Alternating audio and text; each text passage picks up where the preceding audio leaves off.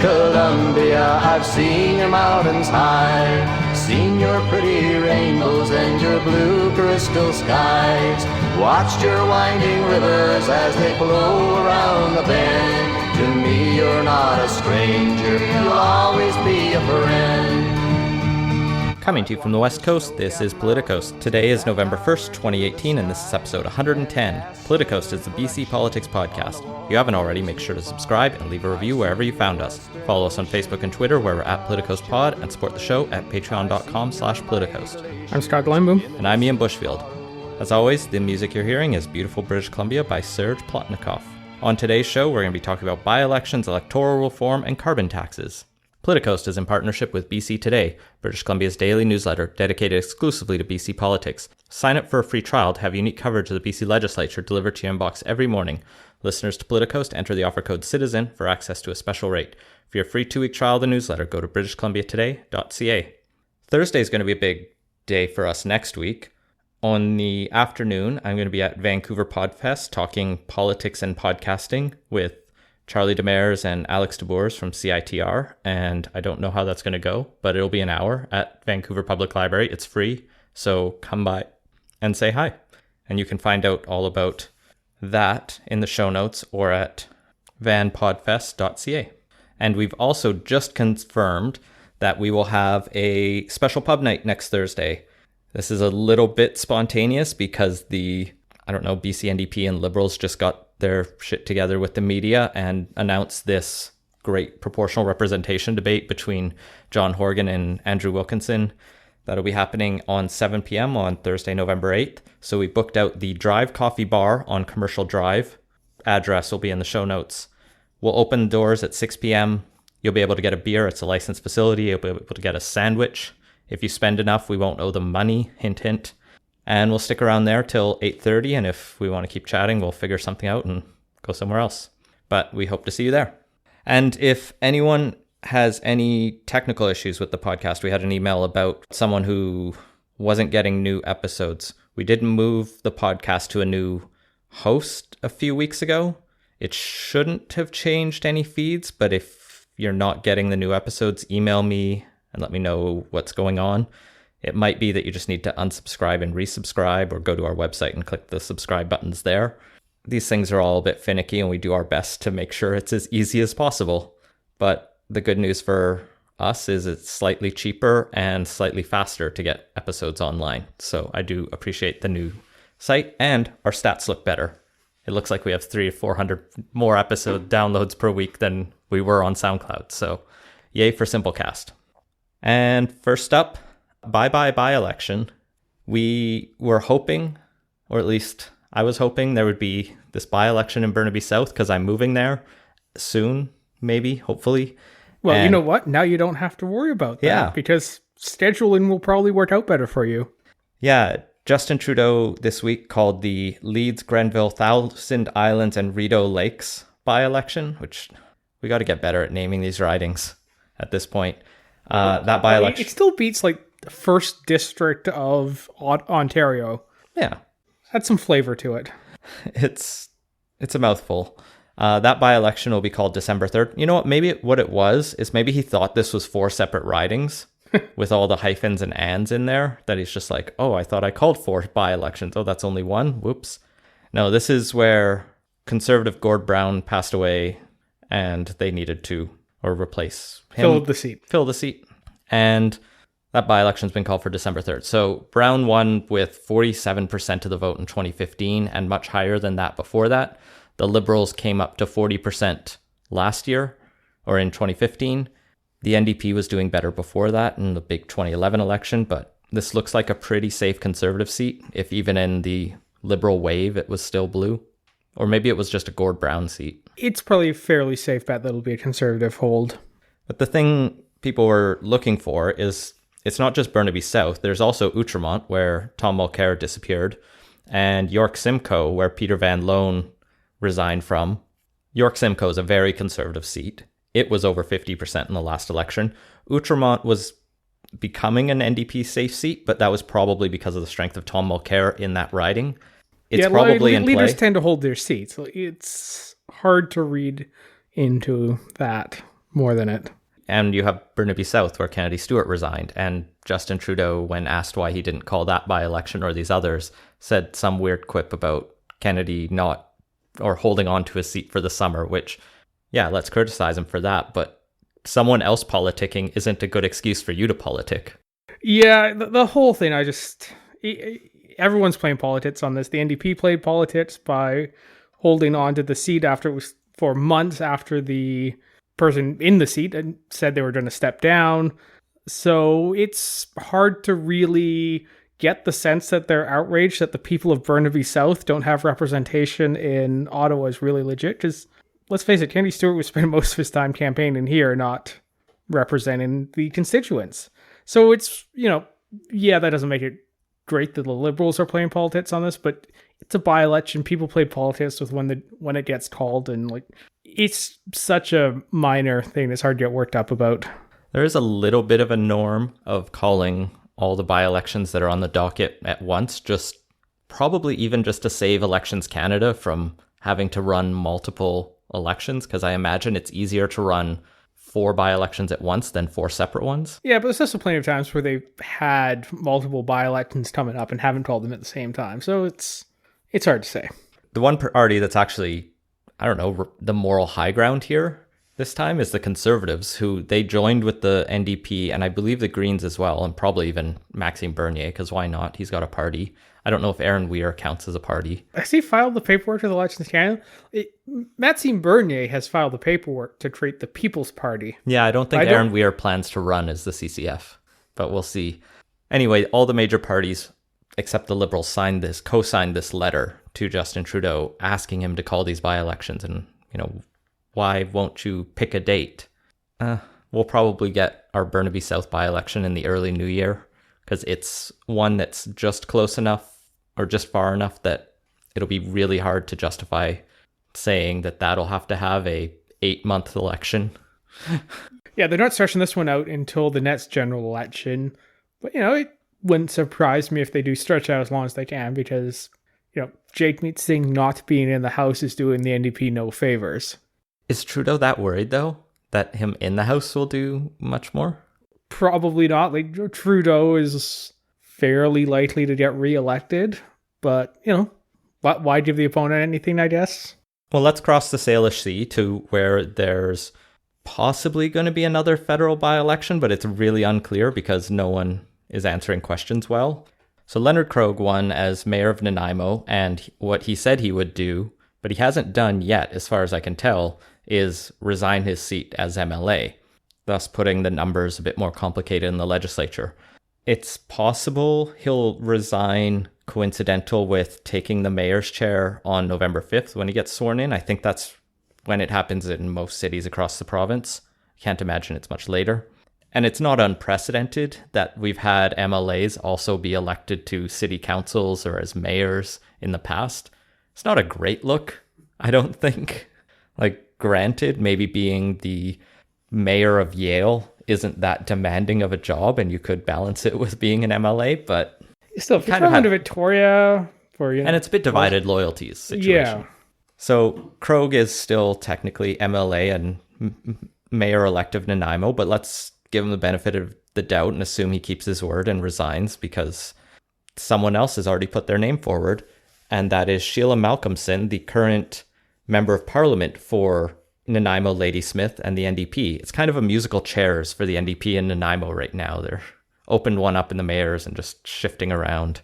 And she's saying she's going to run for the Nanaimo, BC by-election, which will have to happen before February, according to Horgan, because he wants to make sure his confidence votes in the spring aren't in jeopardy. Yeah, there's a pretty strong incentive on the part of Horgan to get an MLA in that seat pretty quick. And although the Liberals have made no bones about the fact that they're going to really try and fight that by-election, it's very likely that the NDP are going to hold it because, well, it's a very safe NDP seat. I think the only time it wasn't an NDP seat was during 2001 when everything except 2 East Van ridings weren't NDP holds, and maybe once, a decade or two before that. Yeah, Mike Hunter held it from 2001 to 2005. And in 2017, the NDP won with the 14% margin. Now, the Liberals and Greens have said they're going to run someone, so nobody's making it a easy ride, but how hard the Greens campaign will remain to be seen. They've been doing well on the island. It's unlikely they're going to pick it up. The worst the Greens could do is play the spoiler and split the vote to the point where the Liberals sneak ahead. But I think even that's an unlikely situation. Where things get more complicated is at the federal level. So when Malcolmson was making her announcement that she was going to pursue this provincial run, she said she would resign as Member of Parliament to run in this by-election, but that she doesn't think it's necessary for there to be a federal by-election to replace her. And why? Nobody could quite figure that out, including the NDP at the time. They said timings would be announced later. As far as I can tell, the way the federal law works in the Elections Act is once she resigns, there's basically 6 months to call a by-election. That by-election has to be a minimum of 36 days, which puts us at 7 months, and it could be a maximum of infinite. Now, it looks bad if you say I'm going to have a by-election that lasts for a year or more. But realistically, if she doesn't resign until February, that puts the latest date of calling the by-election into the summer, July or August, and then Trudeau could just say the by-election is going to be in September, and if it's when the writ gets dropped for the general, well, that just cancels the by-election, and then it's just a general election for the seat. So maybe that's what they're going for? Could be, but that's really stretching things a bit, I think, because, if that is the case, A, why not just say it? And B, does anyone really expect they're going to call like a 4-month-long by-election? Well, but it doesn't end up being 4 months if they don't call it until June. Well, the next election is, October 17th, I think, of next year. It's pretty much comes out to, 3-4 months after they'd have to call the by-election. Like, it's starting to get a little ridiculous at that point, and that's assuming the local NDP tried it out as well rather than call it sooner, which I imagine we're probably going to have one either trying to squeeze in before Christmas or it gets called pretty much as soon as the holidays are over.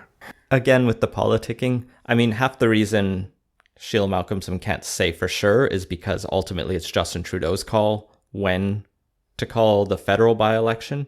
For the federal government, I mean, this doesn't matter much. I feel like Nanaimo Ladysmith's a pretty orange seat, so maybe the NDP will do really bad, and it'll be a sort of fluke pickup by the Liberals or someone else, or the Greens. Realistically, it's not going to matter much in going into the next election, except it'll probably help whatever narrative the party that wins. Just for reference, Sheila got 33% in the 2015 federal election. The Liberals and Conservatives almost tied. They were within 100 votes at 23.5%. And the Greens got 19.8%.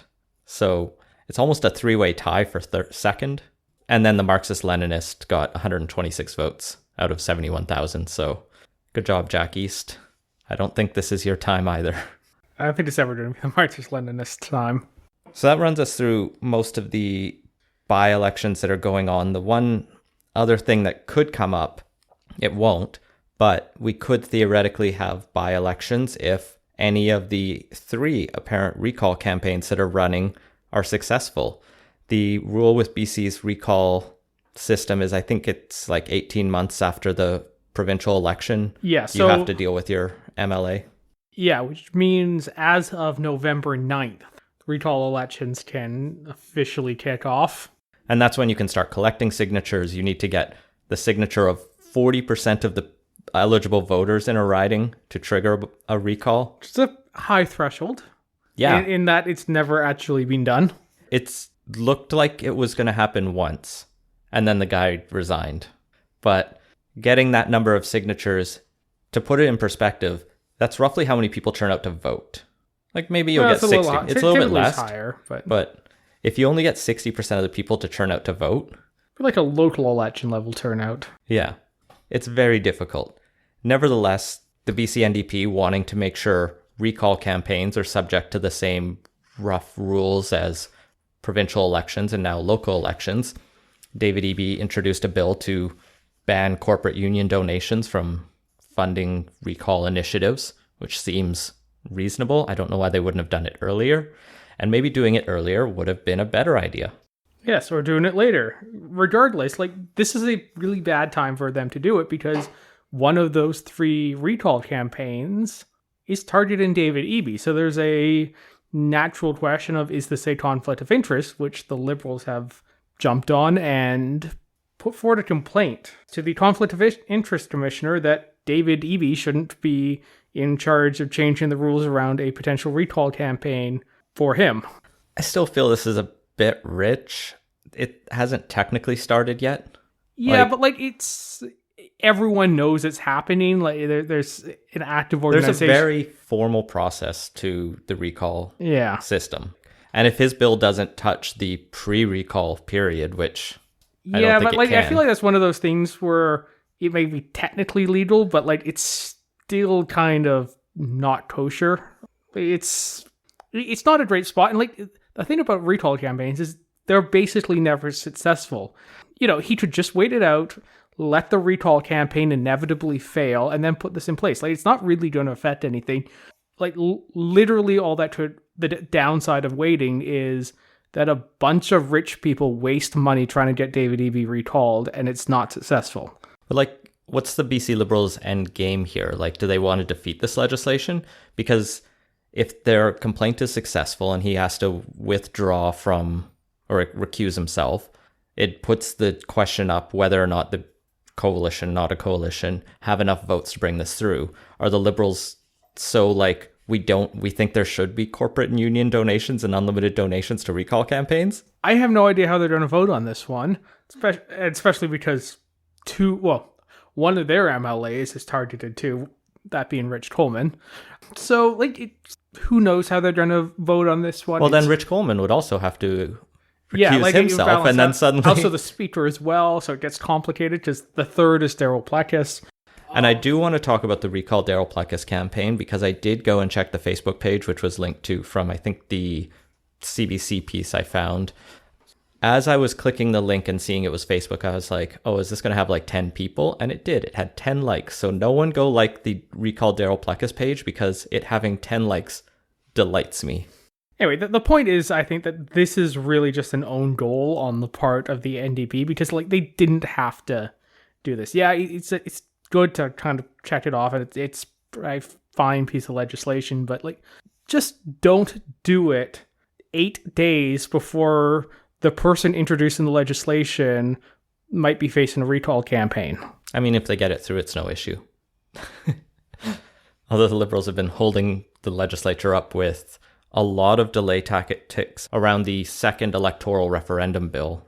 Lots of amendments, and I have not figured out their strategy other than to want to argue the whole electoral reform process is flawed, but we'll get into that in a minute.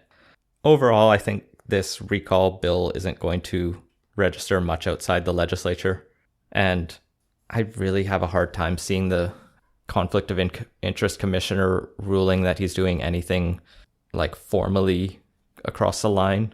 Part of it is that recall campaigns don't work, and so it doesn't matter either way. Why bring the controversy, though? I totally agree. They should have just done it a year ago. Yeah, or bundle it in with all the other legislative changes they've made. One. Well, they clearly missed a bunch of things, and so we'll just keep revisiting our campaign finance laws, but I think I prefer that over no changes to them. Moving on to segment 2, getting your ballot stuffed. Last week, rather than our regular episode, we hosted the debate at the Canadian Club between Seth Klein and Suzanne Anton. Yeah, we had a lot of great feedback to that. That was a ton of fun, and a huge shout out to Canadian Club for the invitation. We had a couple people on Twitter ask what our reactions were because we didn't get really much of a chance to intervene in there. I thought we came up with good questions and we got some answers to them, maybe. Sometimes we got answers to completely different questions. Yeah, I will say I was very impressed with both Seth and Suzanne. They're very bright people who are very good at getting their messages across, whether you agree with them or not. Suzanne Anton's clearly a politician who has points she wants to get to and will pivot wildly at times to get to them. But, we kind of let that go just to, give her time to make her case.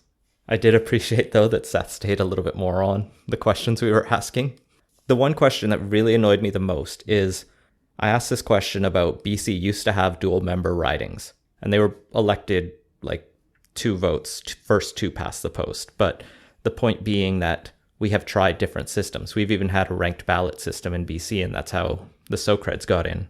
But the question is, if we've had different systems, why should we be afraid of change? And she just kind of says, well, they didn't work in the past. And that's a legitimate answer if you want to expand that, we studied them, we looked at them, we didn't think they were good, we have this, and it should be like this forever now. And, we can verify that we rejected it in 2 follow-up referendums, or change in 2 follow-up referendums, but she didn't really do that. She didn't really even give me that. Yeah, in fact, that was the question I found least satisfactorily answered was we have a referendum requirement 2 elections later. What's the risk? And the response to that was something along the lines of, well, the government can always change it. But that's kind of ignoring the political realities of going back on that. Yeah, we're both clearly biased in that we're supporters of some form of proportional representation. I'm happy with pretty much anything on the ballot. I know you have a preference for STV, but I think you would still take DMP or MMP over the current. At least she didn't go fully down the, goose-stepping. No, that's just for the video ads. Yeah. So yeah, I thought it was a good debate. I do encourage people to listen to it, and I did see people sharing it on Reddit or recommending it to others, which is encouraging, and it suggests it was valuable. And if things like that are valuable to listeners, let us know, and we will do more things like that in the future. The electoral reform referendum is going on for several more weeks, so we'll undoubtedly be coming back to it. We are trying to get an academic/lawyer type person on to talk in defense of first past the post in maybe a less partisan way, or a less partisan apparatchik way, as Seth Klein would say. And there's also a couple young proponents of proportional representation I want to talk to who helped start the PR is Lit campaign, which I just think is awesome because it's also starting to make me feel old. Yeah, it's good to know they're young because that had a slight, hello fellow kids vibe to it, but it's good to know that it is actually fellow kids behind it. But there's been some stuff in the news that I think is worth talking about. The first came out actually just before our debate was the ballots had started going out and getting into people's mailboxes. Yeah, in fact, I got mine the night of the debate. I think I got mine that day or the day before, and I sent it off within the next day. For those who care, I put rural urban first, mixed member second, and dual member third. No, so we have the same ballot then. I know a lot of people are doing that, but I still think mixed member is probably just going to win if we get PR. Yeah, I think that's probably the front runner. Yeah, it's actually been really interesting. I've been seeing a lot of people vote that way. But we live in a bubble? Yeah, that's the thing. It's how much of it is, this is the bubble of people who actually know and follow this conversation versus MIT's members just better known.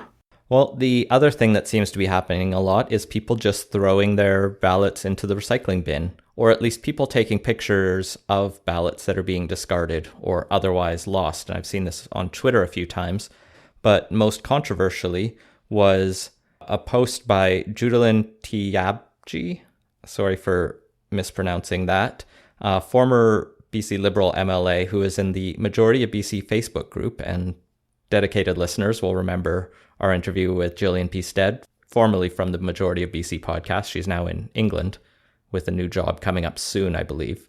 But in this Facebook group, Judalyn posts, "I'm starting a, quote, ballot collection effort in Powell River for the proportional representation referendum ballots with a goal to acquire a stack of them and videotape how easy it is to defraud the process. If anyone else does this, can you please let me know? We could collaborate." So this is just a bizarre moment of maybe this referendum can be corrupted, so let's corrupt the referendum. It's such a cynical, dishonest, bad faith approach to it. Like, a lot of our country exists because of rule of law, but a lot of that rule of law is just norms that we just hope people follow. And if you're a jerk and you cheat, it ruins everything. So let's not. And we don't need to enforce those rules and those norms because generally things are good. And when life is good, people don't break rules or norms. But this is not great. Elections BC was sent this by multiple people I know, and they did investigate and they did find no wrongdoing. Judilyn probably got a stern talking to of like, if you open someone else's mail, you are in contravention of the Canada Post Act, I believe. Yeah, it's a... Up to 5 years in jail. Yeah, it's an offense under federal law. Like, yeah. And if you fill out someone else's ballot, that's also electoral fraud. So you could be multiple offenses there. It's just, don't post about it. Like, a private Facebook group, everyone is screenshotting everything. Yeah, still don't do it. Anyone who's been in these for more than a week probably realizes that. People are screenshotting all of the things you say, even when you think they're secret. Even if they're Snapchat disappearing in a day. Just assume if you type it, it has been released to the internet. So while Judilyn gets away with maybe a warning, if that, a couple people in BC, and this isn't related to the electoral reform, but this is electoral fraud, and this just came out today, are being charged with trying to vote twice in the 2015 federal election. Basically, these two people voted early by special ballot and then requested a second ballot. I mean, they didn't say, please give me a second ballot. They just asked for a special ballot again or went to vote at the polls after they had already requested a ballot. And now they've been charged with making false statements and basically voting twice.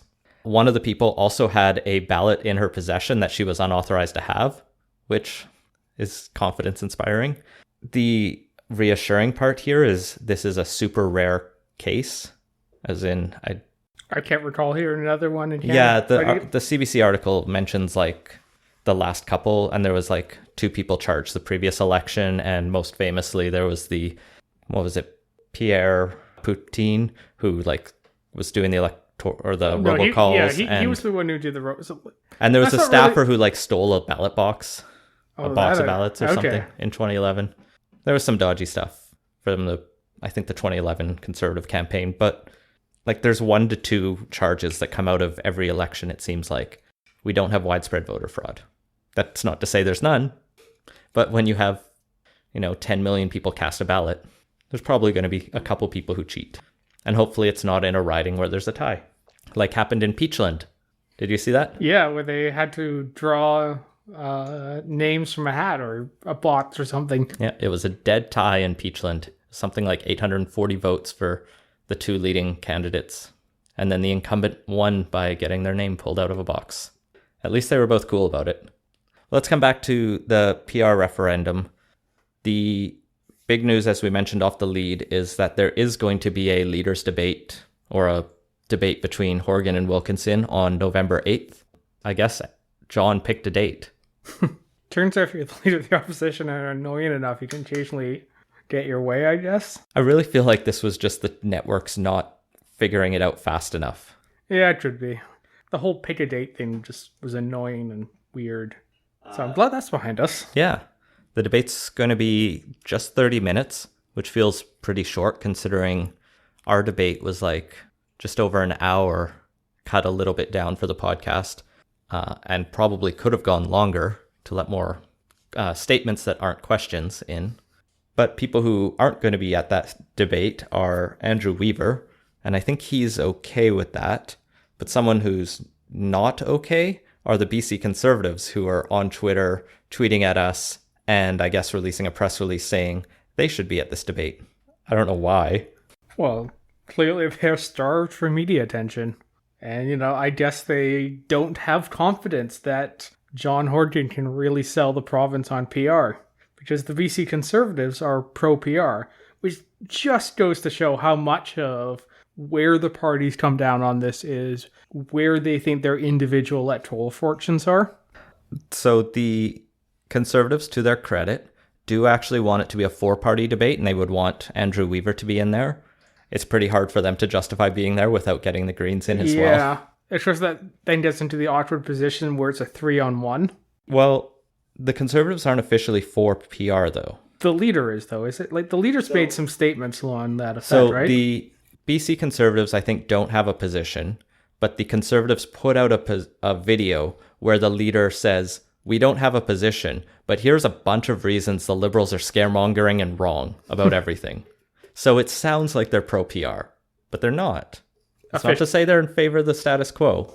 Their interim leader, because of course they don't have a full leader at this point, is Scott Anderson, who is in Vernon, and that's where they issue their press releases from. His basic justification is the debate's gone beyond electoral reform.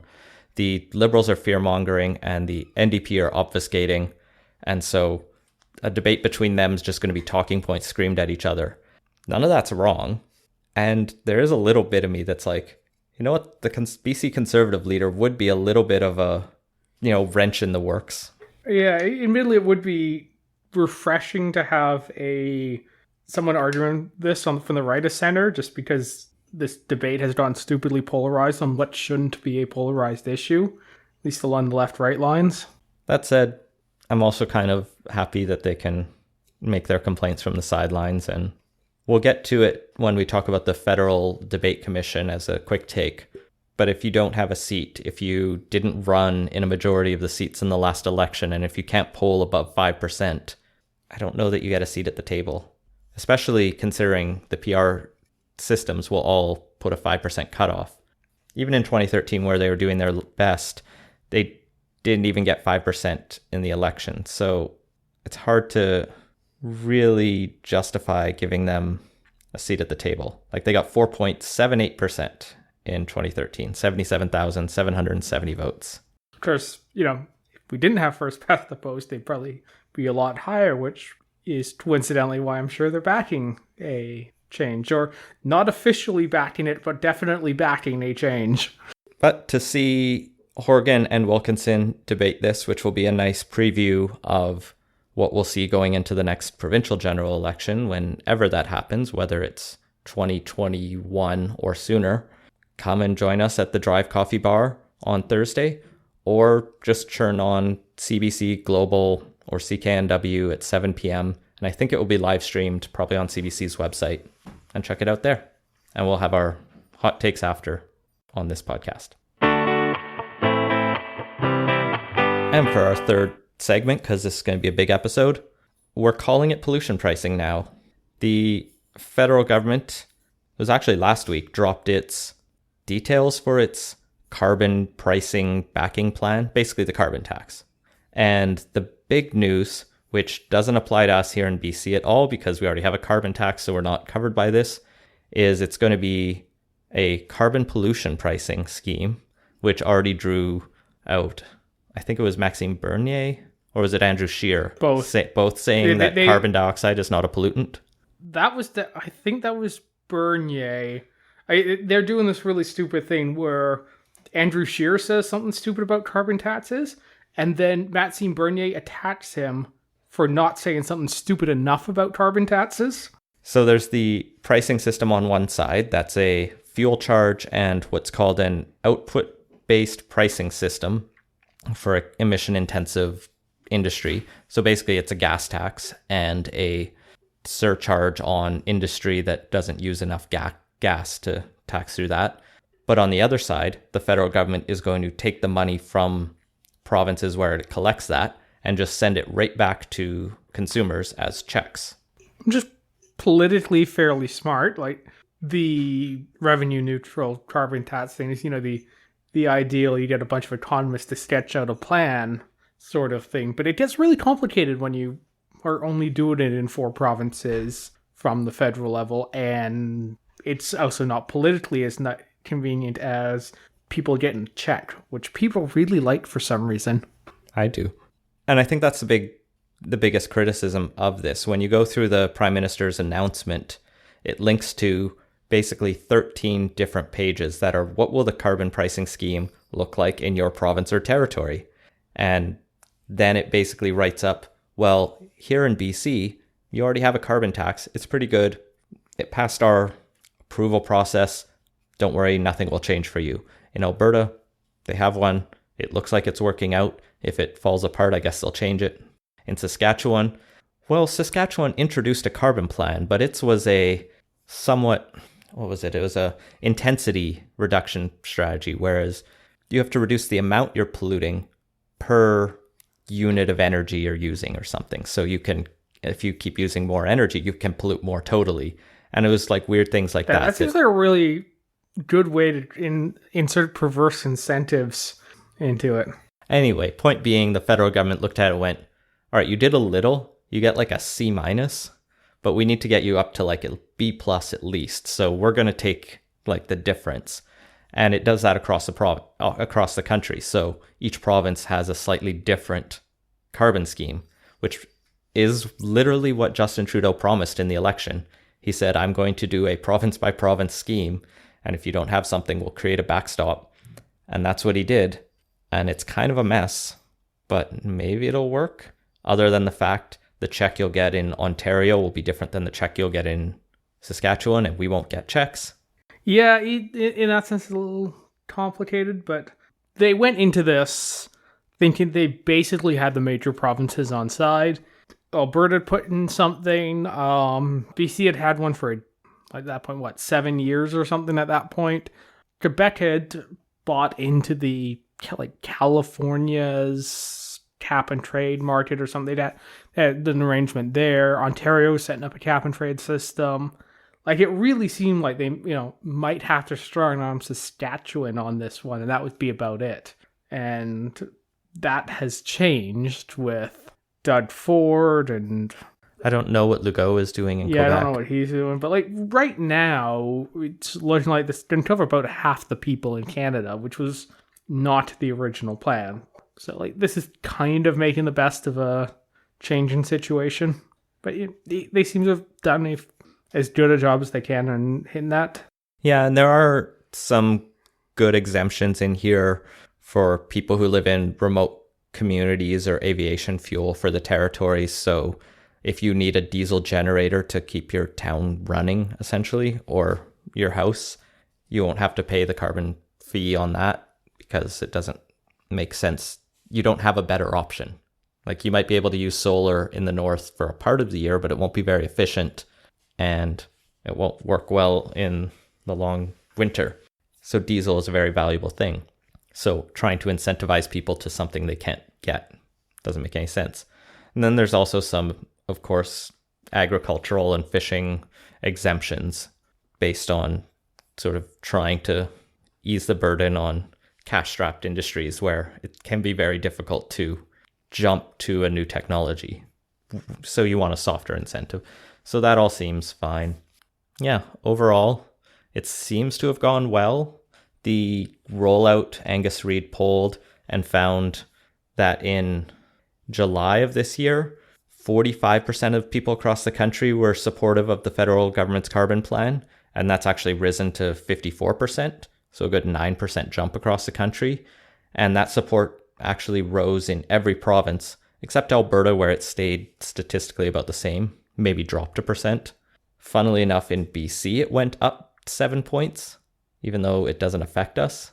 But I guess British Columbians like seeing that the federal government is doing something to all those other people out east. The most interesting stat in the Angus Reid poll is that support for this plan went from 11% to 29% in Saskatchewan, which seems bigger than a statistical error, even for the regional number. There might just be a small number in the Saskatchewan region, but maybe they suddenly came around to carbon pricing. So it's 29% really, a percent in the 20. Is that really coming around? It's getting some there. Hey, the trend line's moving in the right direction, but they're not exactly, chomping at the bit for this. That's fair. Biggest change. It's it's the most improved province. Still not good. Still not a big supporter. They get a sticker at least. Yeah. But Saskatchewan, of course, is still suing the federal government over this plan, with other provinces, notably Ontario, intervening. And the federal government has filed its response, and I saw that when I was Googling the federal government's website for all the other press releases. They don't say in their press release what their response is, but I guess I have to just assume they say we have the jurisdiction to do this. Deal with it in legalese. And so that will slowly wind its way through the courts, and I guess we'll find out next year how people argue, and maybe the year after that what the courts rule. I guess the only other thing just on the top level to talk about is the branding has really shifted from carbon tax to carbon pollution pricing. And in fact, I think Trudeau even said the Conservatives want to make pollution free again, to almost playing off a Trumpian language there. And it's fairly smart, I think. People don't like taxes. They may care less. They don't like pollution either. And so saying we're going to price pollution is what it's doing. A lot of their press releases talk very heavily about climate change. Even the response to the Saskatchewan lawsuit is all about the climate's changing. We have to do something, which isn't a legal argument that they can do something, but it's trying to build this moral case, this broader, things are turning bad. We need to act now, not 3 years ago for some reason, but we need to act now on all of this. And maybe the IPCC report has also helped shift hearts and minds a little bit. Probably made an easier sell. It would be the first time one of those actually sunk in, which would be nice. But hopefully this isn't the thing that we have to fight the 2019 election over. Oh, it is almost certainly going to be the thing we have to fight the 2019 election over. I mean, hopefully the pro-carbon pricing side wins and we can finally move on. Hopefully. In a year from now. But we'll look forward to that debate. Moving on to quick takes, as we alluded to earlier, there's a new debate commission set up. This one headed by ex-Governor General David Johnston.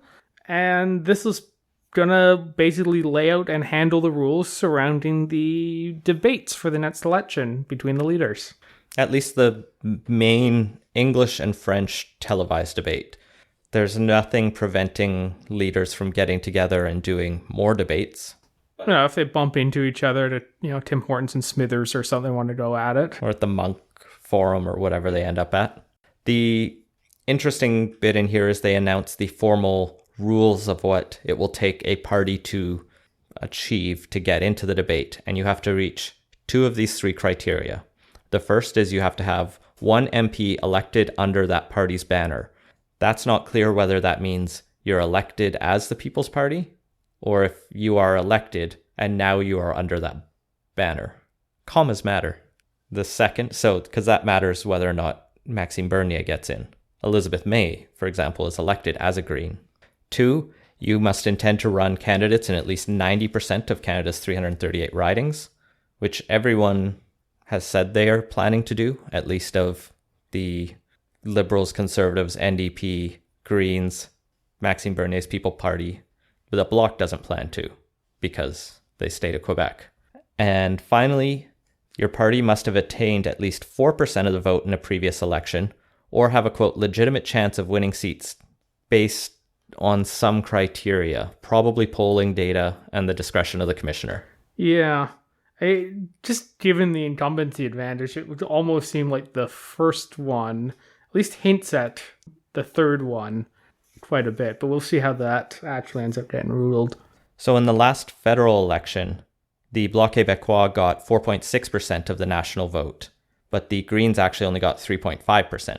So Elizabeth May would get in because she has an MP elected and ran in more than 90% of the ridings, but she didn't actually meet the third criteria, although she did poll higher than that and may have gotten higher in the previous election. Maxime Bernier needs to argue the first criteria, run 90% of the candidates. Which 305, that's a lot. He's saying he's going to do it.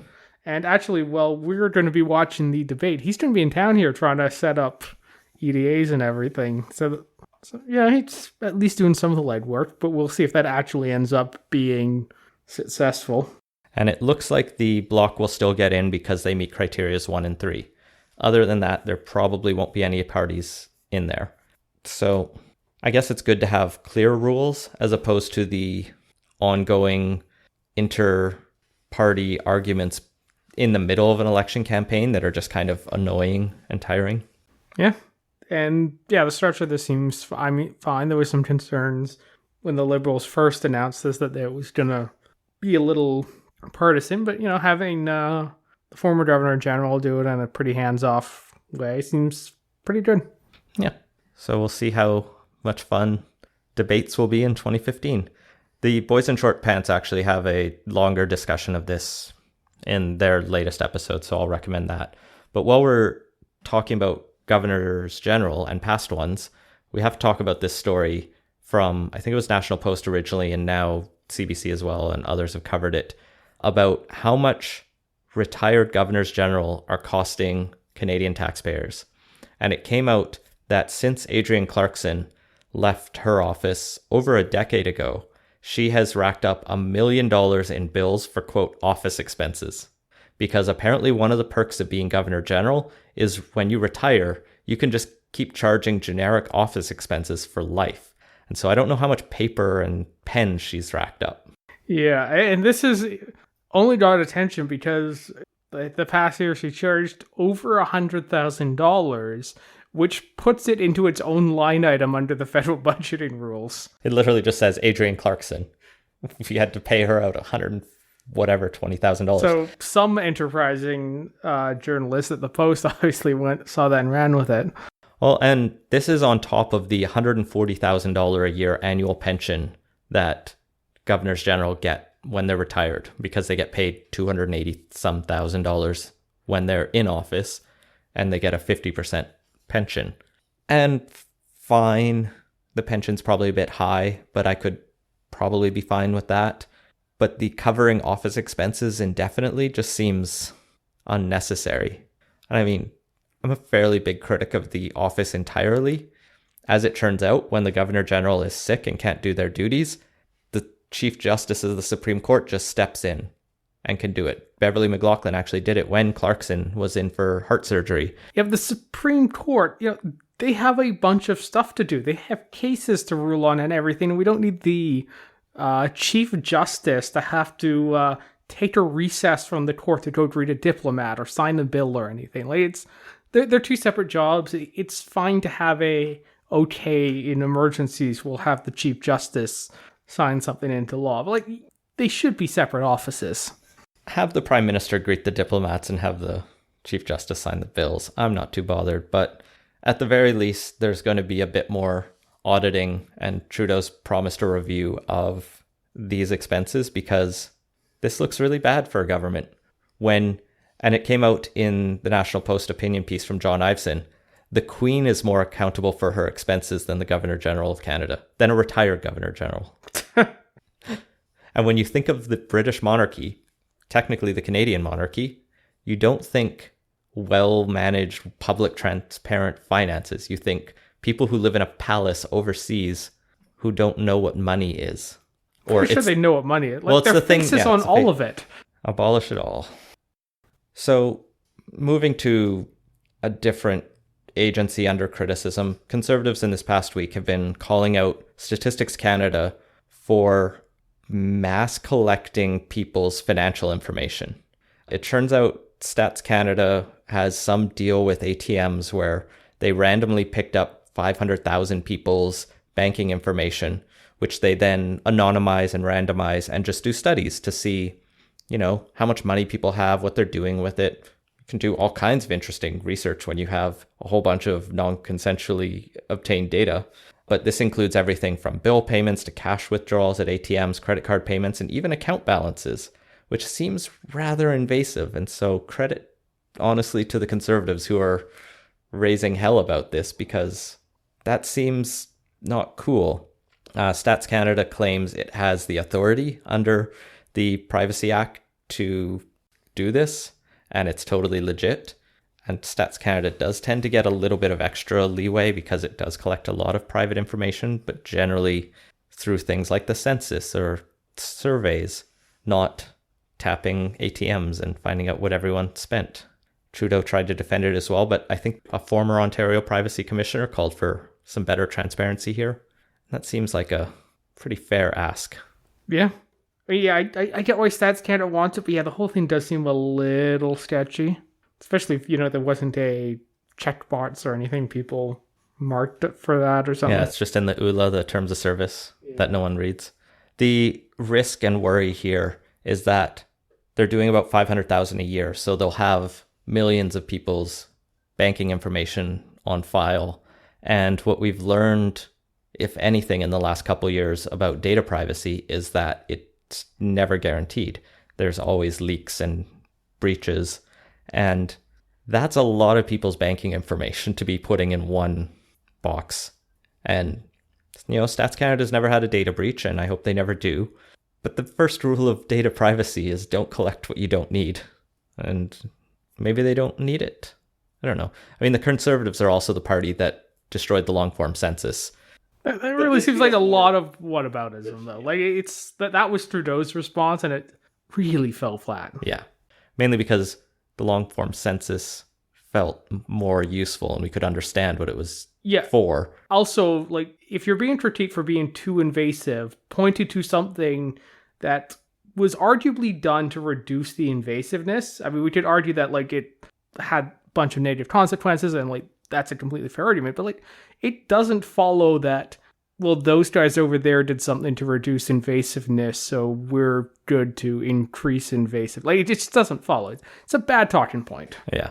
So, yeah, I'm hoping for more transparency and better protections of people's privacy. So, while the Trudeau Liberals, on the one hand, are defending the current privacy standards with regards to Stats Canada, they are actually looking at making a bunch of other changes to the Privacy Act through Bill C-86, which is the second act to implement certain provisions of the budget tabled in Parliament on February 27th, 2018, and other measures. Catchy. Not only is that title long, the bill itself is 850 pages, roughly. Changes to the privacy stuff is only one element of it. It also covers things like the broad changes to the income tax. It implements, I think, some of those carbon pollution pricing schemes we talked about. There's some random changes to the criminal code that I think tie into some of the other tax changes. A bunch of changes to employment standards to do a lot of the things the government talked about with sick leave, gender equity, all of that kind of stuff. Basically everything that was in the budget that hasn't been done yet gets in here. There's a bunch of changes to the copyright stuff that relate to that notice and notice regime we have. So if you are accused of pirating something off the internet or downloading copyrighted material, and say Warner Brothers tells Shaw, who provides me internet here, that Ian stole Game of Thrones when he was paying for HBO. Actually, this happened. Then Warner Brothers own HBO? Oh, never mind. Whoever owns it. They send Shaw an email. Shaw has to pass that email to me without telling the copyright owner who owns it. So there's no real penalty. What was happening, though, right away was some dodgier places were sending ISPs fake notices that included links that were phishing schemes, essentially. They said, click here, and then you'll have admitted your guilt and you owe us $5,000. The government is now going to ban that and be very specific about the legislation or about the notice, which seems like a good thing. It's a little outside of, like, the budget, though. Like, that. This was the party that complained about omnibus budget bills a few years back. This is the, like, megazord of omnibus budget bills. This thing is massive. No one's confirmed that it's the biggest bill ever presented in Parliament yet. But the number that stuck in my head when people were complaining about the Harper era of budget bills started with a 6. So this one does seem longer, but I'm sure someone will find the exact number. And we'll come back to that length in a second. The one thing that I was paying attention for in this bill, or just in generally, was changes to charities reform. And I've talked about this in the past. And I think I talked about this with the ruling in August where the Ontario Superior Court knocked down the restrictions on political activities of charities. And earlier this fall, the government tabled draft legislation, which is something I don't see them do. And it wasn't really tabled so much as put up on their website and said, here's what we're thinking of changing. And then charities yelled at them, and so they changed it again. And now they're basically removing all the political activities limits, even though they're appealing that ruling, saying they don't have to. They're just going to do it because they want to. It's a reasonable change that a lot of charities were asking for, simply because the old laws and rules were very unclear and no one knew what counted as political and what didn't. And this just kind of gets rid of them whole writ. Now some people are worried that it's a Citizens United of Canada, but the reality is you can already have a nonprofit or business and deduct lobbying expenses. So we already have PACs running in Alberta supporting Jason Kenney and the NDP. But on the broad point of this bill, at 850 pages, the federal NDP has already made a motion to the speaker saying, we have a lot of people who are trying to think and go through this, but it is unfeasible for us to consider it in the way we are mandated to by, our system of governance. We need to break this up so that we can consider the different parts in due process. And this was actually something the Trudeau government brought in as a new rule because they didn't like omnibus bills of previous governments. And I think it almost bit them in the ass once before. And so maybe we'll see the speaker decide, no, yeah, this needs to be like 6 separate bills at least, because I think it changes dozens of different laws. So we'll see if that goes through. And I'm hopeful. I mean, we could spend like 2 segments on this entire bill if we tried to actually dig into it. I don't really feel like it's an 800-page bill at the moment.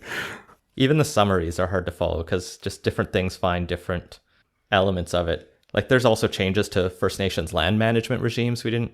Yeah, I don't even know what they do. This is one of those things that, if we actually have the Patreon money to like give us the resources to really dig into this and time and everything. I'm sure we could sit for a week and just stare at this bill and still not have informed enough takes on it. It's that big, right? There are staffers who are paid to study this and they're still having to break it down. I mean, but sure, yeah, give us more money. We will definitely take it. And finally, David Eby has introduced the previously announced legislation to revive the Human Rights Commissioner position. And yeah, this is basically something I've been watching for a while, since at least before I went and sat down with Ravi Cologne for work to give input on what a BC Human Rights Commission should look like. The proposal is up already, or the bill, and essentially the government will appoint, or the legislature will appoint, a Human Rights Commissioner who will be independent from the government and will report directly to the legislature. They'll be responsible for educating about human rights and trying to combat systemic discrimination in the province through a number of things like running inquiries, creating policies. And that's, I think, the thing that gets talked about the least, which is valuable about human rights commissioners, is just creating draft policies for companies that don't want to get sued for discrimination. It makes everyone's life a little bit better and makes it easier to navigate the laws that as they exist. The act will also change the timeline to file a human rights complaint from 6 months to 1 year. Right now, say you lose your job because you're gay or whatever, you have to file that complaint pretty quickly, but 6 months can go by really quickly. And so there's been a lot of calls for that to change. And that's just a nice, simple one. Now, you don't want it to be indefinite because a lot of the testimony in Human Rights Commission is based on memory and just saying what you remember happened. So it should be fairly quick, but a year still seems reasonable. Otherwise, it's basically just that. And there's no details about what the budget for this will be. There will be a Human Rights Advisory Committee set up with members of different communities from across BC trying to provide input. The Human Rights Commission has just weirdly been one of these political footballs that when the NDP is in, they create it. And when the SoCreds or Liberals get in, they destroy it. And here it's coming back. And that kind of lurch, I think, is what led Bowen Ma to tweet out today, "This is why we need proportional representation." And she got a lot of flack immediately for trying to tie a seemingly fairly disparate... deserved flack. Like, the argument doesn't work well on Twitter, but it is the policy lurch argument that, like, you go from a government that really supports it to a government that really doesn't, and they spend all this time destroying each other's policies and putting in their policies. Like a 4% shift in the vote. Like, yeah. That is kind of fair, but like it's still also like a, if we get PR, everything will be roses. Yeah, everyone will have a pony in their back here, and like that's not a great argument. No. So yeah, happy to see this finally introduced. It's been several weeks into the fall sitting when we were promised this in the spring, and hopefully by early next year, this is law and we have a commissioner and things get moving. And that has been Politicoast. Find links to stories we mentioned in the show notes at politicoast.ca. Make sure to subscribe wherever you listen to podcasts and follow us on Facebook and Twitter at PoliticoastPod. Leave us a review and let us know what you think. Support the show and get early access through interviews at patreon.com/Politicoast. And if you have ideas for the show, feel free to send to us. Thanks for listening.